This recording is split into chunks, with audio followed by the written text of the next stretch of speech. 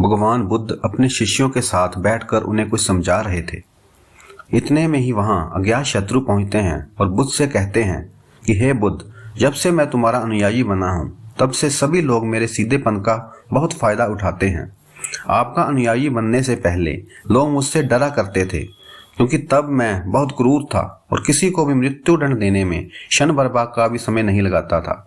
आपका अनुयायी बनने के बाद अब मेरा मन इन कामों को करने को तैयार नहीं होता और मैं सभी लोगों को प्रेम देना चाहता हूँ, परंतु कुछ लोग इस बात का गलत फायदा उठा रहे हैं और इससे मेरी प्रजा को बहुत खतरा है।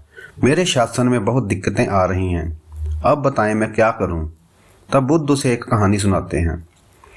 एक बार एक भिक्षु एक गांव से गुजर रहा था। उस गांव में एक बहुत बड़ा पीपल का वृक्ष था। चलते चलते भिक्षु बहुत थक गया था। उसने सोचा उस वृक्ष के नीचे थोड़ा आराम कर लिया जाए। वह वहां पहुंचा ही था कि कुछ लोग उसे रोक देते हैं और भिक्षु से कहते हैं कि वहां एक बहुत जहरीला सांप रहता है। उसने बहुत से लोगों को डस लिया है। वह इतना खतरनाक है कि जो भी उसके सामने आता है वह उसे जिंदा नहीं छोड़ता। भिक्षु मुस्कुराता है और कहता है, एक दिन तो सभी को मरना है। अगर मुझे आज ही मरना होगा तो इसमें कौन सी बड़ी बात है। आप मेरी जरा भी चिंता ना करें और मुझे आज्ञा दें। भिक्षु वहां से चल देता है और पेड़ के नीचे अपना आसन बिठाकर बैठ जाता है। थोड़ी ही देर बाद उसके सामने सांप आता है और उससे कहता है, क्या तुम्हें मुझसे डर नहीं लगता? क्या तुम्हें पता नहीं ये मेरा इलाका है और यहाँ पर आने की किसी की भी हिम्मत नहीं होती? तब भिक्षु उसे बहुत ही प्रेम के साथ कहता है, इसमें डर वाली कौन सी बात है? तुम भी जो करते हो वह इसलिए करते हो क्योंकि तुम्हें डर है कि कोई तुम्हें मार ना दे, इसलिए तुम दूसरे को डराते हो। मुझे किसी बात का डर नहीं है, ना ही मुझे मृत्यु का डर है और ना ही जीवन की लालसा है। कोई मुझे नुकसान पहुंचा ही नहीं सकता, तो फिर मैं क्यों डरूं? सांप को यह सुनकर बहुत गहरा आघात पहुंचता है। उसने आज तक ऐसे व्यक्ति देखे जो उससे डरकर भागते थे। उसने आज तक ऐसा कोई भी व्यक्ति नहीं देखा था जो उससे डरे नहीं। भिक्षु की इतनी बातें सुनकर सांप उनके चरणों में लेट जाता है और उनसे कहता है, आज तक मैंने जो भी किया है अपनी जान बचाने के लिए किया है, क्योंकि अगर मैं इस तरह रूप धारण नहीं करता तो लोग मुझे जिंदा नहीं छोड़ते। तब भिक्षु उससे कहता है, तुम एकदम सही कर रहे हो, लेकिन अगर तुम इस मोह से मुक्त होना चाहते हो तो एकदम शांत हो जाओ और प्रेम से भर जाओ। ये जानो कि एक दिन जीवन समाप्त हो ही जाएगा। इसके लिए बुरे कर्म करने की कोई आवश्यकता नहीं है। इतना कहकर वह भिक्षु वहां से चले जाता है और सांप उस भिक्षु की सारी बातें अपने दिमाग में बिठा लेता है और वह तय करता है कि आज से कोई भी गलत काम नहीं करेगा।